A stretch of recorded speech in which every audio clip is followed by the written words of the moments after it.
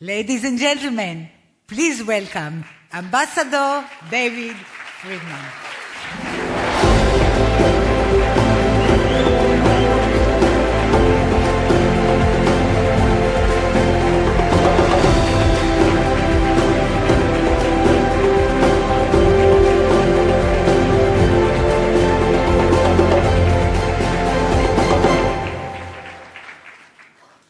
Thank you so much. So people often ask me, what are you most proud of among the accomplishments of the past administration? And I have no hesitancy at all in answering. It was, and it's been said before, but it was, without question, the move of our embassy from Tel Aviv to Jerusalem. And there are three reasons why I feel that way. The first reason is that by moving our embassy to Jerusalem, we were fulfilling the will of the American people, who overwhelmingly, through their elected representatives, had passed the Jerusalem Embassy Act of 1995. It was passed by over 400 members of the House and over 90 senators, and it mandated that the embassy move to Jerusalem. Unfortunately, presidents of both parties, Republicans and Democrats, had stalled the fulfillment of that move. So we were fulfilling American will. And I'll tell you something interesting. I went with President Trump occasionally on one of his rallies, and you've all seen the rallies, and he would go to places in Wyoming and Indiana. He'd go to places in Georgia. He'd go to places in Kansas. 20,000 people. If there were 10 Jews in the room, it was a lot. All right? And he'd talk about all the things he did, from tax relief to building a wall and all the things. And then he would say, towards the end, and we moved our embassy to Jerusalem. I'm telling you, it was the largest applause line he got anywhere he went, anywhere in the country. It was that popular among all Americans. So that's reason number one. Reason number two, why the embassy move was so important. It's because when President Trump moved our embassy in the face of near unanimous opposition from Democrats, unanimous opposition from global leaders, unanimous opposition from pundits, he sent the message that the United States will keep its promises, that the United States will stand with its allies, and that the United States will never flinch in the face of threats from rogue actors or terrorist regimes.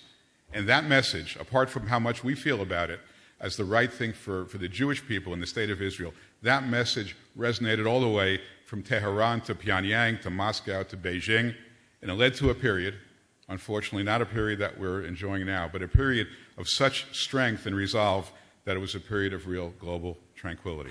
That's the second reason.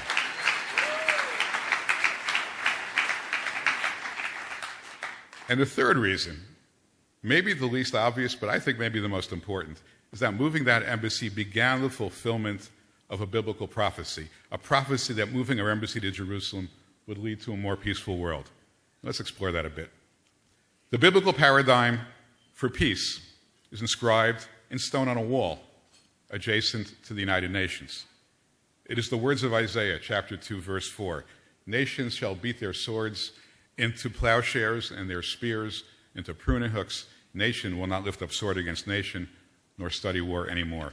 That's the paradigm of peace. It's a beautiful metaphor for peace. Seemingly, it's on the United Nations, seemingly accepted by almost all the nations of the world. But how do we get there? How do we achieve that state of peace? Well, Isaiah, the prophet, gives us the formula, the secret formula in the immediately preceding sentence. He prophesies that the nations of the world, not the Jewish people, the nations of the world, will come to Jerusalem. They will come to Jerusalem, to the mountain of God in the temple, whereupon God will resolve their differences. God will resolve the differences of the nations of the world when they come to Jerusalem, and then and only then, nation will not lift up sword against nation nor study war anymore.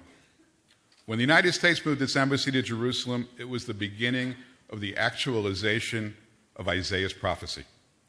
It was the most powerful nation in the world coming to the Jerusalem in the ways that nations come to a city, by opening up an embassy in that holy city. And when America did so, all the pundits and all the experts and all the world leaders predicted an explosion of violence. And instead, with the Abraham Accords, we achieved an explosion of peace.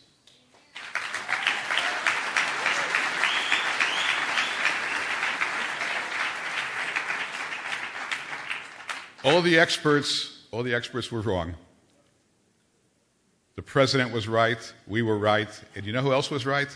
Isaiah was right. Isaiah was right 2,700 years ago. He predicted that the road to peace runs through Jerusalem.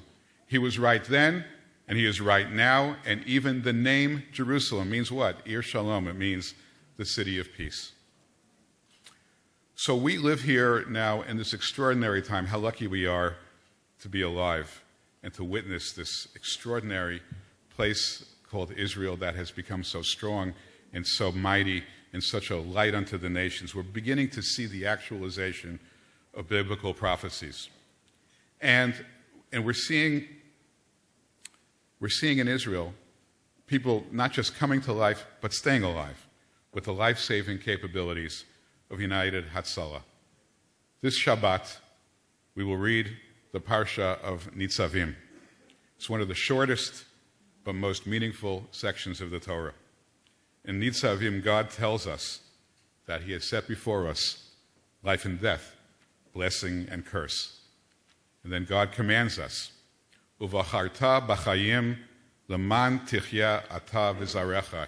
You shall choose life so that you and your descendants shall live. God tells us that our first order of priority is the basic choice between life and death. It is only after that binary decision is made that we can move forward. We are commanded to choose life, my friends, and by supporting United Hatzalah, that is exactly the choice that we are making.